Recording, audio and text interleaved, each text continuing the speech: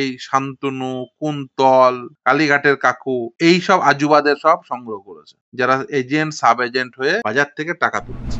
শিক্ষক নিয়োগ হয়েছে এইসব ওই কালীঘাটের কাকু, তারপর ওই কুন্তল, শান্তনু, অভিষেকদের, এদের বাজার তৈরি হয়েছে। কালীঘাটের কাকুকে নিয়ে চলে যান বেহালায়, ওর সাহেবটাকে। দাদা, আমরা ইতিমধ্যেই যেমনটা দেখতে পেলাম, কালীঘাটের কাকুকে নিয়ে একাধিক তথ্য ফাঁস হচ্ছে। ঠিক সেখানে দাঁড়িয়েই নতুন যে খবর পাওয়া যাচ্ছে সেটা হচ্ছে ঘুষ নিয়েও টাকা ফেরত করতে বাধ্য হয়েছেন কালীঘাটের কাকু। কি বলবেন সে বিষয়ে? শুধুমাত্র কি মুখ বন্ধ করার জন্য? দেখুন, এই কালীঘাটের কাকু এরকম একটি ক্যারেক্টার,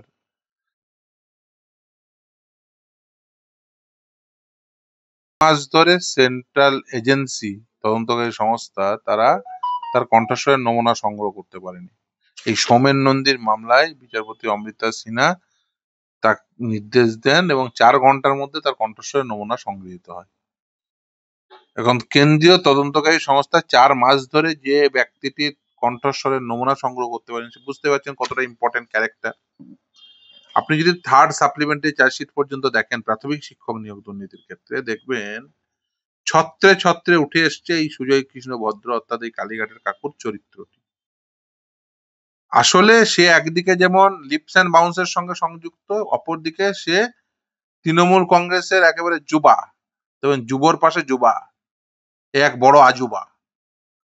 এই যুবা, এই আজুবাটি এসে মোটামুটি এই শান্তনু, কুন্তল, কালীঘাটের কাকু এইসব আজুবাদের সব সংগ্রহ করেছে, যারা এজেন্ট সাব এজেন্ট হয়ে বাজার থেকে টাকা তুলেছে। টাকা তুলে কিছু টাকা পার্থকে, কিছু কিছু টাকা মানিককে, কিছু টাকা অভিষেককে সব দিয়েছে। দেখবেন ছত্রে ছত্রে লেখা আছে আরো 100 কোটি টাকা তুলবো, 20 কোটি টাকা মানিক পাবে, 20 কোটি টাকা পার্থ পাবে, 20 কোটি টাকা অভিষেক পাবে। 15 কোটিতে খুশি নয়, 6.5 লাখ করে দিয়েছে তাতে খুশি নয় ক্যান্ডিডেটরা, তারপরেও তাদের আরো লাগবে, না হলে জেলে ভরে দেবে, না হলে দূরে পোস্টিং করিয়ে দেবে। এই যে পোস্টিং নেওয়ার জন্য দেখবেন এখানে 50 করে বলেছে। গতকাল একজন এসেছিলেন, আমাকে একজন শিক্ষক, তিনি আগে ওই কাউন্সিলের মেম্বার ছিলেন। তিনি বললেন এই রিসেন্টলি কিছু নিয়োগ হয়েছে, এই নাকি কোন একটা ডিস্ট্রিক্টে 1,75,000 টাকা করে নাকি প্রাথমিকের পোস্টিং রেট চলছে, ট্রান্সফার পোস্টিং রেট বা পোস্টিং রেট, মানে নতুন যারা পাচ্ছে তাদের পোস্টিং রেট, বাড়ির কাছে পোস্টিং, যেখানে সারপ্লাস আছে সেখানে টিচার দিয়ে দিচ্ছে, শুধু টাকা দিলেই হলো। আবার যখন সেটা আবার সেকেন্ডারি, তোমার রেটটা একটু বেশি। এইভাবে তারা সব দুর্নীতি করছে, চাকরি দিয়ে দুর্নীতি, পোস্টিং দিয়ে দুর্নীতি, ট্রান্সফার করে দুর্নীতি, সমস্ত রকম করে, যত রকম করে দুর্নীতি করা যায় এরা দুর্নীতি করছে। স্যার, তাহলে সেই জায়গায় দাঁড়িয়ে মানে মোটামুটি যে অ্যামাউন্টটা উঠে এসছে 3.5 কোটি টাকার কাছাকাছি কালীঘাটে খুব অল্প টাকা, বাড়ি বিক্রি করে ফেরত দিয়েছেন। আরে ওটা তো খুব স্বল্প টাকা, 3.5 কোটি টাকা নস্যি। ভাবুন যে 6.5 লাখ টাকা করে যদি 20,000 চাকরিও বিক্রি করে থাকে, কত টাকা হয় বলুন তো? হাজার হাজার কোটি টাকা তুলেছে, এক একটা নিয়োগ হয়েছে হাজার হাজার কোটি টাকা তুলেছে। শিক্ষক নিয়োগ হয়েছে, আর এইসব ওই কালীঘাটের কাকু, তারপর ওই কুন্তল, শান্তনু, অভিষেকদের, এদের বাজার তৈরি হয়েছে, আর বাজার থেকে সব টাকা উঠেছে। এরা আপনার বাড়িটা কোথা থেকে তৈরি হয়েছিল, যে বাড়ি বিক্রি করেছে বলছেন, ওই বাড়িটা হয়েছিল কি করে, খবর নেবেন তো, বাড়িগুলো কি করে হয়েছিল। এগুলো সব এই 2 নম্বরই পয়সা। স্যার, এই বাড়ি বলতে যেটা বলা হচ্ছে যে বেহালায় 37 কাঠা জমি বিক্রি করা হয়েছে এই টাকা ফেরত দেওয়ার জন্য। ওদের তো টাকা নিলে তো টাকা ফেরত লাগবেই, সেটাই স্বাভাবিক, টাকা নিলে টাকা ফেরত লাগবে। এই যে দেখছেন টাকা, বাড়ি বেচে টাকা ফেরত হয়েছে, দাঁড়ান এই এসএসসির কি হয় দেখুন। ওই জন্যই তো কি হয় সিএবি হয়ে আছে, অপেক্ষা করুন, ও তো কালীঘাটের কাকুর জমি বিক্রি, বাড়ি বিক্রি দেখছেন। আরো কতজনের বাড়ির ইট লোকে ছাড়িয়ে নিয়ে যাবে দেখুন না। ঝাড়বাতি, লিফট সব লাগিয়েছে তো। সে তো এসব তো কাদের টাকায় হয়েছে? ঝাড়বাতি, লিফট,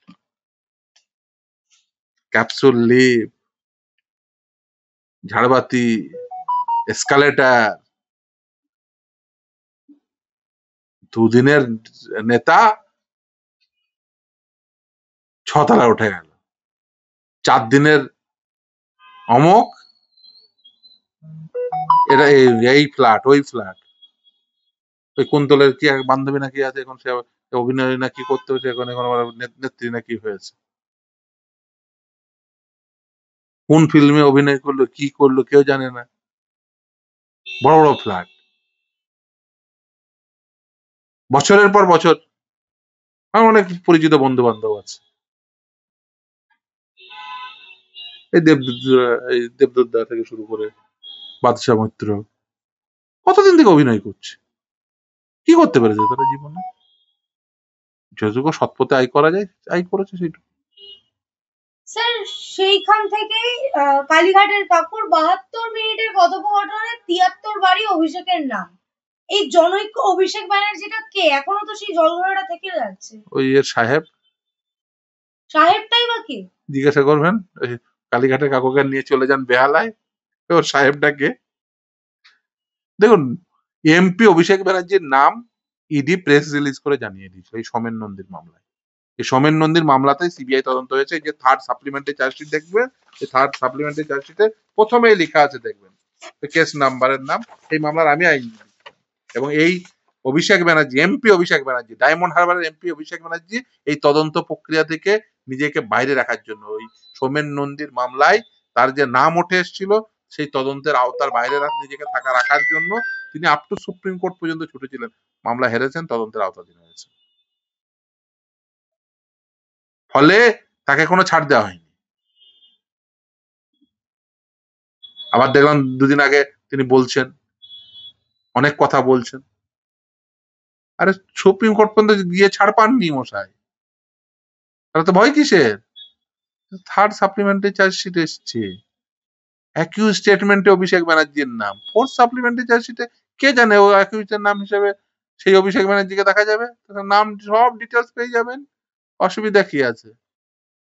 সব ডিটেলস পেয়ে যাবেন, চিন্তা নেই। স্যার সেই কথোপকথনে শোনা যায় যে অভিষেক ব্যানার্জি 15 কোটি টাকা দাবি করেছেন। খুব স্বল্প টাকা, ওটা একবারের দাবি। আপনি বুঝতে পারছেন যে অভিষেক ব্যানার্জি 15 কোটি টাকা সুজয় কৃষ্ণ ভদ্রের কাছ থেকে দাবি করতে পারে, যে অভিষেক ব্যানার্জি 6.5 লাখ টাকা ক্যান্ডিডেট পুষু পেলেও ঘুষ আকারে খুশি হয় না, আরো লাগবে, না হলে দূরে পোস্টিং করিয়ে দেবে বা অ্যারেস্ট করিয়ে দেবে। আমি মনে করি সেই অভিষেক ব্যানার্জিকে ইমিডিয়েট কাস্টাডিতে নেওয়া উচিত, না হলে যে কোনো সময় এভিডেন্স ট্যাম্পার হতে পারে, যে কোনো সময় উইটনেসদের ভয় দেখানো হতে পারে। এই অবস্থায় দাঁড়িয়ে তাদের ইমিডিয়েট তাদের বিরুদ্ধে ব্যবস্থা নেওয়া উচিত। স্যার এই 15 কোটি টাকা দেওয়ার জন্য সুজয় কৃষ্ণ ছাড়াও কুন্তল এবং শান্তনুর সঙ্গে পরিকল্পনা করা হয়েছে যে 250 জনের কাছ থেকে টাকা তুললে 15 কোটি টাকা হয়ে যাবে। এটা তো খুব স্বল্প। ওই যে সোমেন নন্দী যে মামলা করেছিল সেখানে দেখবেন কিছু সে তথ্য চেয়েছিল 269 জনের, যে আরটিআই করে দেয় নির্দিষ্ট তথ্য, যে 269 জনের যে হঠাৎ করে সেকেন্ড প্যানেল হয়ে গেল, তো কি করে সব সব অপযুক্তি দেওয়া হয়েছে। ওই যে 1 নাম্বার করে বাড়িয়ে সব চাকরি পেয়েছে। পরে তাদের এই ওই ওএমআর শিট গুলো দেখি, দেখি আরে বাবা কেউ 68 পেয়েছে। 68 পেয়ে কি করে পাস করবে? সব গপ্প বানিয়েছে মানিক ভট্টাচার্যরা, সব গপ্প বানিয়ে যে যখন পয়সা দিয়েছে লিস্ট বের করে দিয়েছে। আর তথ্য চেয়েছে আরটিআই করে, এসপিআইও অ্যান্সার দেয়নি, ফার্স্ট অ্যাপিল অ্যান্সার দেয়নি, স্টেট ইনফরমেশন কমিশনে মামলা তারপরে পিটিশন দাখিল করেন, মানে সেকেন্ড অ্যাপিল, সেখানেও তারা অ্যান্সার পাননি স্যাটিসফ্যাক্টরি। তাই তো এই সোমেন নন্দী হাইকোর্টে আসেন, সুপ্রিম কোর্ট পর্যন্ত ছুটতে হয়, এই যে বিভিন্ন সময় সময় টাইম টু টাইম ছুটতে হয়েছে।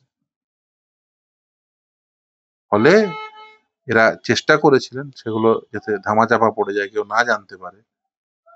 সময় লাগবে, কিন্তু হবে। থার্ড সাপ্লিমেন্টারি চার্জশিটে অ্যাকিউজ স্টেটমেন্টে নাম এসে ফোর্থ সাপ্লিমেন্টারি চার্জশিট অ্যাকিউজ হয়ে যাবেন। ফলে এই নিয়ে নতুন করে আর বলার কি আছে? বুঝতেই পারছেন যে আরো বাজার থেকে 100 কোটি টাকা তুলবো। 20 কোটি টাকা পার্থ, 20 কোটি টাকা মানিক, 20 কোটি টাকা অভিষেক, বাকিটা ভাগ হয়ে যাবে কুন্তল, শান্তনু, কালীঘাটের কাকু। এই হচ্ছে এদের চরিত্র। আর দেখবেন ওই সাপ্লিমেন্টারি চার্জশিটে তৃণমূল কংগ্রেসের যুবা উইংস এর নাম দেখতে পাবেন। তৃণমূল কংগ্রেস যুবা, যা মহা আজুবা, সেই যুবার নাম দেখতে পাবেন। তৃণমূল কংগ্রেসের পঞ্চায়েতের সদস্যের নাম দেখতে পাবেন। মানে তৃণমূল কংগ্রেসের একবার পঞ্চায়েতের সদস্য থেকে শুরু করে মন্ত্রী পর্যন্ত, যে যেখানে পেরেছে, কেউ এজেন্ট হয়েছে, কেউ সাব এজেন্ট হয়েছে, কেউ মাথা হয়েছে, যে যেভাবে পেরেছে টাকা জনগণের কাছ থেকে সংগ্রহ করেছে, আর দিয়ে এইভাবে 2 নম্বরী হয়েছে চাকরি দিয়েছে। শিক্ষা উচ্ছন্নে গেছে, তাদের কাছ থেকে শিক্ষা নিচ্ছে এই সাধারণ বাড়ির ছেলে মেয়েরা। বুঝতেই পারছেন। দাদা আমার একেবারে শেষ প্রশ্ন, এত কিছুর পরেও আমাদের যিনি মুখ্যমন্ত্রী, তিনি তো একটি বাক্য ব্যয় করলেনও না, বরং তিনি লন্ডনে যাচ্ছেন অক্সফোর্ড ইউনিভার্সিটিতে বক্তৃতা দেওয়ার জন্য। তিনি তো আগেই বলে দিয়েছেন একজনেরও চাকরি যাবে না। তিনি চাকরি যাওয়ার বিপক্ষে। তার কারণ, তার আদরের শান্তনু, কুন্তল, মানিক, অভিষেক, পার্থ, সুবীরেশ, শান্তিপ্রসাদ সব বাজার থেকে টাকা তুলে টাকার ভাগ পেয়েছে। চাকরি যাবে কেন তাদের? মমতা ব্যানার্জি তাদের কারণ জানে 3.5 কোটি যদি সুজয়কে ফেরত দিতে হয়, তাহলে 15 কোটি চাওয়া অভিষেককে কত ফেরত দিতে হবে চাকরি চলে গেলে? 3.5 কোটি যদি ওই কালীঘাটের কাকু সুজয়কে ফেরত দিতে হয়, 15 কোটি চাওয়া অভিষেককে কত ফেরত দিতে হবে? যা আছে সব ঝটপট। আমি তো অনেকদিন আগেই বলেছি, এসএসসি মামলায় দেখুন সিএবি হয়ে আছে, যে কোনো সময় অর্ডার। কি অর্ডার হবে আপনিও বুঝতে পারছেন, আমিও বুঝতে পারছি, যারা টাকা দিয়েছেন তারাও বুঝতে পারছেন। আমি বলছি এখনো রায় বেরোয়নি, সুযোগ আছে। যে পারবেন ঝাড়বাতি, যে পারবেন লিফট, যে পারবেন এসকালেটর, যে পারবেন ইট, যা আছে খুলে নিয়ে বাড়ি চলে যান। ওটুকুই পাবেন, নাহলে সেটুকুও পাবেন না। বাকিটা তো সব বিদেশে চালান করে দিয়েছে। যেটুকু আছে ওটুকু খুলে নিয়ে বাড়ি চলে যান।